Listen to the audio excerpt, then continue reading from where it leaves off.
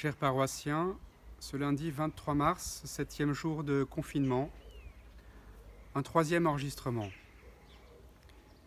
Je suis confiné dans mon jardin de curé et mes chers paroissiens m'ont été confisqués. Je ne peux célébrer mes offices qu'en privé, mais le chant des oiseaux m'a bien réconforté. À la prose et au vers me suis habitué. De 16 à 12 pieds me voici vite passé. Ce cher alexandrin, je l'ai donc bien trouvé. Laissez-moi en user pour mieux vous consoler. Nous arrivons au terme de cette première semaine de confinement.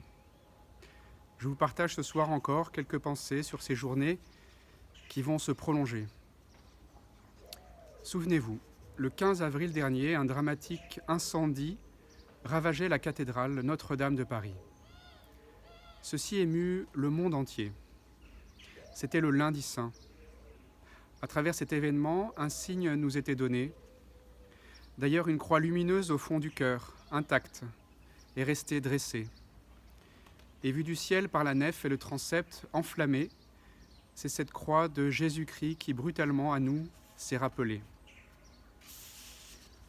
Aujourd'hui encore, ce confinement forcé, cette quarantaine planétaire, coïncide étrangement avec le temps du carême, dont le mot même signifie 40, quaresima en latin. Je constate positivement que, par ce confinement forcé, les parents passent plus de temps avec leurs enfants. Beaucoup se remettent à prier, la nature retrouve ses droits. Sans dire bien sûr qu'une telle épidémie puisse être voulue positivement par Dieu, il me semble en tout cas qu'il la permet sûrement pour rétablir un équilibre dans ce monde désordonné, comme un nouveau signe, un nouveau rappel qu'il attend de notre humanité et de chacun de nous maintenant, un vrai changement. Dans la Bible, c'est souvent ainsi que Dieu semble agir quand son peuple n'écoute pas les avertissements de ses prophètes. Les accents prophétiques dans la bouche de notre pape François et de tant d'autres sont peu écoutés. Les derniers mois écoulés et même quelques années, des événements majeurs nous ont pourtant interpellés, mais les avons bien vite oubliés.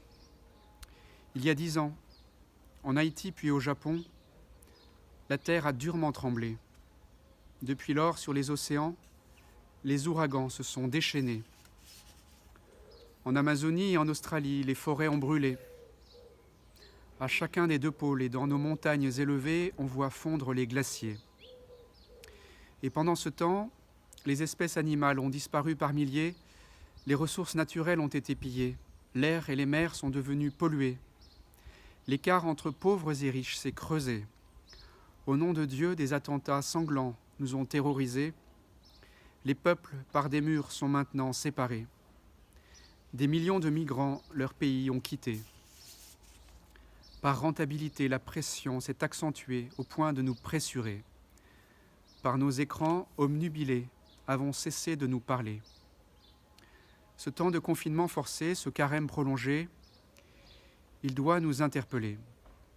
Il doit absolument nous obliger à rétablir la paix et la justice dans ce monde désordonné et dans nos cœurs blessés.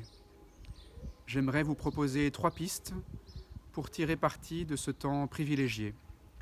Je le ferai bientôt dans la prochaine vidéo. Il vous salue bien bas, votre Don Camillo.